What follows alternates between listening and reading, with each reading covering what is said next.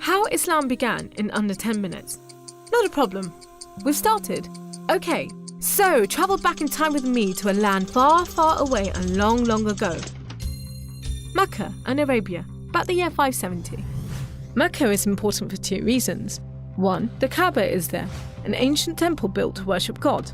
And 2, Muhammad, peace be upon him, was born in Mecca. Now, problem. I can't show you Muhammad because it wouldn't be right. I'll tell you why in a bit. But in the meantime, here's his name in Arabic. Nice. Back in the day, Mecca was a lawless place. The only way to be safe was to have backup. Lots of rich big brothers who'd beat up anyone who got in your way. So the place was ruled by the most powerful families who could do pretty much what they wanted. And religion didn't help. By this time, the Kaaba had been filled to overflowing with 360 idols that did nothing to help anyone. So it was a tough place to grow up if, like Muhammad, you were a poor orphan and believed in just one God you couldn't see, like the Jews and the Christians. He called him Allah, the God, in Arabic there.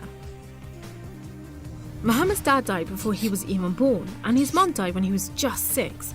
So he was brought up by his grandfather, Abdul Muttalib, and then, when he died too, by his uncle, Abu Talib, who had the respect of the city's ruling families, so Muhammad was safe for the time being. Muhammad started out as a shepherd and then became a businessman, travelling about buying and selling stuff for rich clients. When he did some work for a rich widow called Khadija, she was so impressed by his honesty and skill that they ended up getting married, and for a while, it looked like Muhammad was going places. Well, he was, but not how you think. Every year in the month of Ramadan, different calendar, different names for the months, there was a big party around the Kaaba when people made sacrifices to the idols. Muhammad hated it, so he'd get out of town and sleep in a cave he'd found on top of a nearby mountain. One night, Muhammad's praying to Allah when wham! There's the angel Jibreel, you might say Gabriel, standing right in front of him. Read, says the angel, but Muhammad couldn't read. No schools, you see. Jibreel keeps on at him. 3 times he says, read. Then he grabs hold of Muhammad and wham! Again, it's like Muhammad's learnt the words off by heart. So he recites the message out loud. Read in the name of your Lord, who created man from a drop of blood. Read, for your Lord is most generous. He who taught by the pen, taught man what he did not know. It was a message from Allah. God was speaking to him just like he'd spoken to the prophets in the Jewish and Christian holy books, which meant he was a prophet too. The messages continued for the rest of Muhammad's life. Allah gave him the words to say and the prophet recited them. The words were written down by his friends, and years later they were collected together and became the Muslim holy book, the Quran, which means recitation, because Muhammad recited it, you see? Anyway, that was much later, so back to the night of power.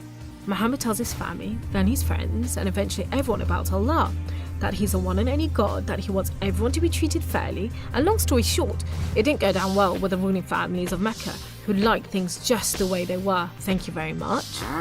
You see, Islam means obedience to Allah, and Muslim means someone who obeys Allah, and the ruling families didn't want anyone obeying anyone else but them. So the people who believed in Muhammad's message, the Muslims, were given a hard time. Some were even tortured and killed. A few of them managed to escape to Abyssinia, Ethiopia.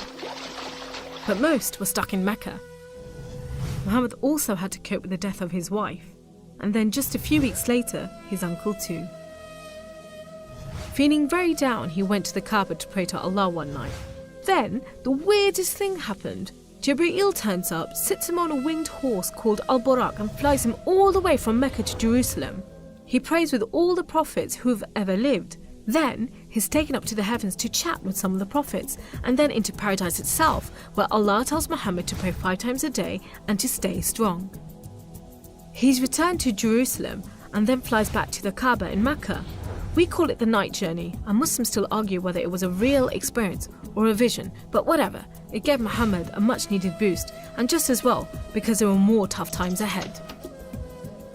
So, there was this other city called Yathrib. The people there heard about Muhammad and his message and invited him and his followers to join them. A few at a time, the Muslims left Mecca and made a dangerous journey across the desert to Yathrib. It's known as a Hijra, which means migration, like birds do. Muhammad and a few of his friends stayed in Mecca until everyone had got away and then made plans for their own escape. But the ruling families wanted to kill Muhammad while they still could, so 7 sons, one from each family, were sent in the middle of the night to stab the Prophet while he slept. But he was way ahead of them, and when they burst into the house, Muhammad was gone. Trackers were sent out to hunt him down. Muhammad and his best friend Abu Bakr took a roundabout route to try and shake off the pursuit, but the trackers were too good and slowly gained on them. So Muhammad and Abu Bakr hid in a cave and prayed that no one found them. The trackers found the cave all right, but they didn't bother going in to search. There was no way Muhammad could be inside, they thought.